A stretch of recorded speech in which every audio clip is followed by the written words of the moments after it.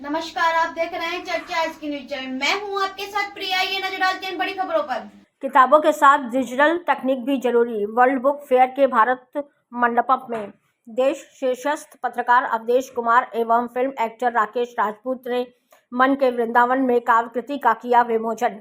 नई दिल्ली विश्व पुस्तक मेला प्रगति मैदान नई दिल्ली में उत्तर प्रदेश एड्डा के जाने माने पत्रकार राजू उपाध्याय की काव्य कृति मन के वृंदावन में का विमोचन भव्य रूप से संपन्न हुआ। इस अवसर पर विमोचन करते हुए देश के शीर्षस्थ पत्रकार एवं राष्ट्रीय अंतर्राष्ट्रीय मुद्दों पर अपनी त्वरित टिप्पणी एवं विश्लेषण के विशेषज्ञ अवधेश कुमार ने कहा, पुस्तकों को अब डिजिटल अवतरण में होना आवश्यक है, जो समय की मांग है। उन्होंने संग्रह की रचना का उदाहरण देते हुए संग्रह की एक रचना पढ़कर सुनाई और कहा, प्रेम का मानव जीवन में अभाव आजकल दिखाई देता है। उन्होंने कहा, पत्रकार के रूप में राजू उपाध्याय को हम जानते थे, आज यह कृति देखकर प्रतीत होता है अच्छे रचनाकार है। उन्होंने रचनाकारों से भारत माता की अपेक्षाओं के अनुरूप रचनाधर्मिता की दिशा बदलनी होगी। इस अवसर पर यूथ आइकॉन के रूप मशहूर फिल्म एक्टर राकेश राजपूत ने कहा, विमोचन कृति पाठकों को अपनी ओर आकर्षित करेगी। इस अवसर पर उन्होंने कहा, वर्तमान माहौल में देश काल की विसंगतियों पर भी कलम रचनाकारों को चलानी होगी। समसामयिक संदर्भों में रचनाकारों की ओर टकटकी लगाए देख रही है। उन्होंने इस अवसर पर अनेक ज्वलंत विसंगतियों को रेखांकित किया। इस मौके पर उन्हें विमोचन शामिल करने के धन्यवाद ज्ञापित किया। खाने नहीं थे तब भी लोगों के पास ज्ञान था। समय जब जब वैज्ञानिक और तकनीक और उसका विकास होता है तो उसके अनुरूप जो है अभिव्यक्ति के माध्यम बदलते हैं, अध्ययन के चिंतन के माध्यम बदलते हैं। हालांकि पुस्तकें जो हैं इसमें स्पर्श का जो भाव होता है वो उसमें नहीं रहता है, लेकिन उसका तरीका यही है कि हम पुस्तकों को डिजिटल माध्यम में भी लाएं। अब उसका कोई चारा नहीं है कि मैं कहूँ कि लोग अब मोबाइल छोड़ के बैठ के किताब पढ़ते हैं लोग पुस्तक। आज भी मैं देखता हूँ कि सवेरे पहर जिसको पूजा पाठ करना होता है तो उन पुस्तकों को लेके ही बैठते हैं, लेकिन बहुत सारे लोगों को तो ट्रेन में है तो ट्रेन में पुस्तक नहीं तो कैसे करते हैं, तो मोबाइल से ही करते हैं। सारे मंत्र उपलब्ध हैं उसमें, गाने उपलब्ध हैं, ज्ञान की चीज़ें, तो दोनों चीज़ें होंगी। मैं ये नहीं कहता हूँ कि पूरी तरह आप जो है आधुनिक तकनीक पर ऐसे निर्भर हो जाएं कि किसी दिन अगर एक सेकंड के लिए अगर कोई समस्या पैदा हो गई नेट में तो आपको न मिले। दोनों उपलब्धियां रहें, लेकिन रचनाकारों को, प्रकाशकों को, जो सार्वजनिक जीवन में है, नेता हैं, जो चिंतक हैं, जो एक्टिविस्ट हैं, उन सबको भी अपने जैसे ये पुस्तक है इनको डिजिटल पर लाने की कोशिश करना चाहिए। दोनों माध्यम रहना चाहिए। और आज तो पुस्तकों की बिक्री के लिए भी आपको डिजिटल साइट उपलब्ध है, अमेजन है, कौन को सब आप वहीं से करिए। प्रकाशकों ने उपलब्ध करा लिया है तो मोबाइल का देन भी है, मोबाइल का योगदान भी है। तो उससे घबराने की आवश्यकता नहीं, उससे सीख करके उसके अनुसार अपने को थोड़ा संशोधित करने की आवश्यकता है व्यवहार में। मैं राजू उपाध्याय जी को उनकी इस नई कविता संग्रह या काव्य संग्रह मन के वृंदावन के लिए बहुत बहुत बधाई देता हूँ। सब परिवार यहाँ हैं और आदरणीय राकेश राजपूत जी जो अभिनेता भी हैं लेकिन नेता भी हैं, दोनों भूमिका निभाते हुए यहाँ आए हैं और इनकी मित्रता हम लोगों को खींच लाई है। तो रचनाकारों का जो भाव होता है उसका सम्मान करना पड़ता है।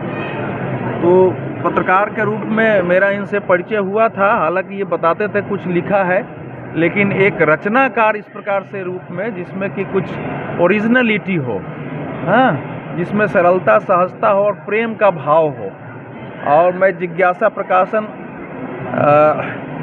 ये मित्रपाल सिंह सिसोदिया जो को भी बहुत बहुत अभिनंदन करता हूँ, अभिवादन कि आपने इनकी कविता को छापा है।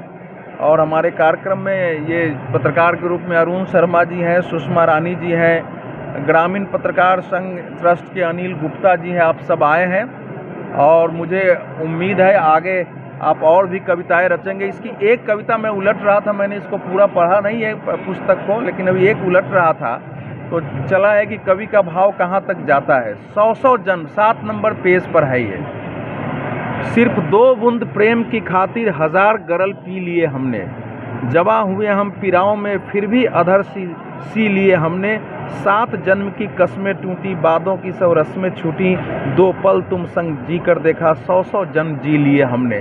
अब इसका कोई भी अर्थ लगा सकते हैं आप, आध्यात्मिक अर्थ भी लगा सकते हैं, आज के समय के अनुसार अर्थ लगा सकते हैं, लेकिन ये बात सही है कि ये जो समय है इसमें जो मनुष्य के जीवन में सबसे बड़ी समस्या है कि उसको किसी का प्रेम नहीं मिल पाता है। सब इस समय अकेले हो गए हैं अपने जीवन में। बहुत तामझाम है, बड़ा ग्लैमर है, करोड़ों लोग जानते हैं, लेकिन एक शब्द उनसे अपनापन का बोलने वाला कोई नहीं मिलता है। पूरी दुनिया का संकट है।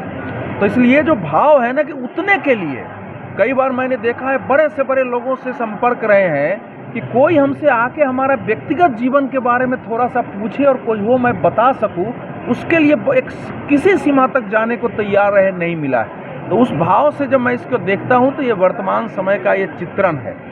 लेकिन मैं इस समय जो कहना चाहता हूं कि आज के जो कवि और रचनाकार हैं, इस समय हमारे समाज की जो चुनौतियां हैं, देश की, दुनिया की, अलग अलग प्रकार की जो सभ्यताओं के समक्ष संकट पैदा हुए हैं, उनके पर रचनाएं होनी चाहिए कि लोगों को जीने और समाज के लिए काम करने का, अपने देश को, समाज को, परिवार को, दुनिया को, मानवता को बचाने का, कि कोई संपूर्ण सभ्यता पर संकट है, उसकी प्रेरणा मिले। जरा ध्यान से सुनिए, आप ही के लिए बोल रहा हूँ। तो ये एक पत्रकार और रचनाकार जब दोनों होता है तो तात्कालिक घटनाएं भी जानता है। तो जो चुनौतियां हैं उन पर चीजें होनी चाहिए। विवेकानंद जी, मैं खत्म कर रहा हूँ, विवेकानंद जी एक भाषण में उन्होंने कहा था कि इस समय कंदराओं में जाना बंद कर दो, इस समय तंत्र मंत्र साधना बंद करो, इस समय भारत माता की साधना करो, उसको मुक्ति दिलानी है। तो वो तो एक गुलामी से मुक्ति हो गई, लेकिन दूसरे प्रकार की जो हमारे सामने जो अनेक समस्याएं, चुनौतियां खड़ी हुई, और ये समय बहुत चुनौती और कठिनाइयों का है, इसमें आज के समय की भी राजू जी ऐसी रचनाएं करें, और मुझे उम्मीद है ईश्वर इनको प्रेरणा देंगे और हम सबका साथ और सहयोग मिलता रहेगा। बहुत बहुत धन्यवाद, आपने मुझे बुलाया, अपनी पुस्तक का विमोचन मुझे सभी साथियों के साथ, राकेश जी के साथ, इनके साथ करने का अवसर दिया, इसके लिए व्यक्तिगत आभारी हूँ और मेरी शुभकामनाएं हैं। परमात्मा आपका स्वास्थ्य, आपके परिवार की सुख शांति समृद्धि बनाए रखें। बहुत बहुत धन्यवाद इनके बंधन के लिए कि मैं किसी कमजोर एहसास के साथ नहीं जी पाया, मैं किसी बेगैरत ख्यालात के साथ नहीं जी पाया, मैंने हमेशा उसूलों की आँच को जिंदा रखा, मैं किसी हल्के जज्बात में न जी पाया। ये एक रचना इसमें है, इसी संकलन से मुझे ध्यान आ गई। मैं इनका बंधन करते हुए इनसे अनुरोध करूंगा कि वो भी दो शब्द इस अवसर पर कहें। पहले तो मुझे राजू उपाध्याय जी ने यहाँ बुलाया, उसके लिए दिल से उनका शुक्रिया। और जैसे हमारे अवधेश भाई ने और राजू उपाध्याय जी ने बहुत चीज़ें आपको बताई, मैं ज़्यादा कुछ नहीं कहना चाहता। मेरे बारे में सोशल मीडिया है आज।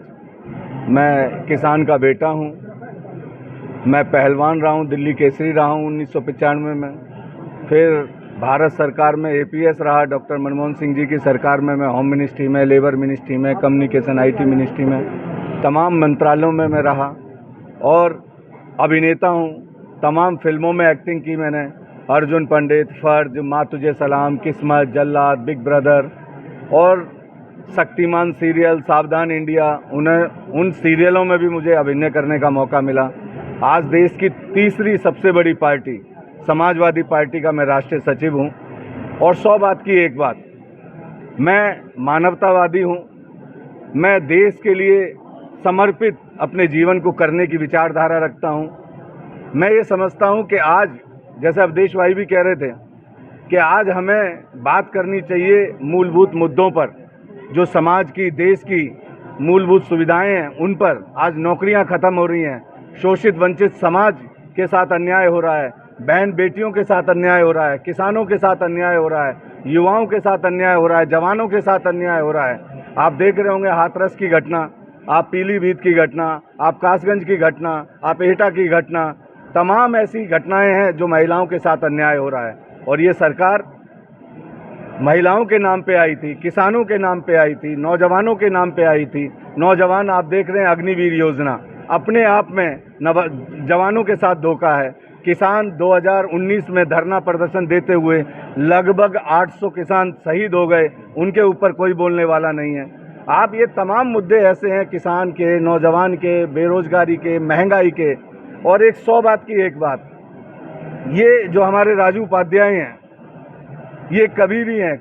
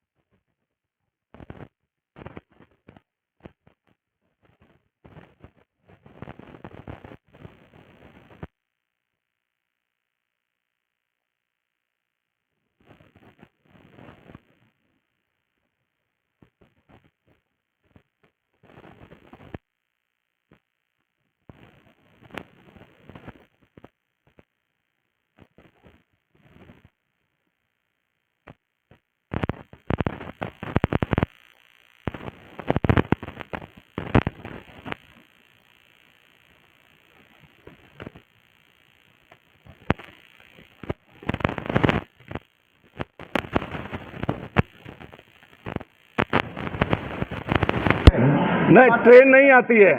मैंने धरना प्रदर्शन किया वहाँ दिल्ली से कोई ट्रेन एटा नहीं जाती है। तो तमाम मुद्दे हैं। खैर, मैं 100 बात की एक बात, मैं बहुत बहुत शुभकामनाएं देना चाहता हूं राजू उपाध्याय जी को, और बुक के विमोचन पे मुझे बुलाया, दिल से इनका आभार, इनके परिवार को आभार, और बहुत बहुत शुभकामनाएं देता हूं। बहुत बहुत धन्यवाद।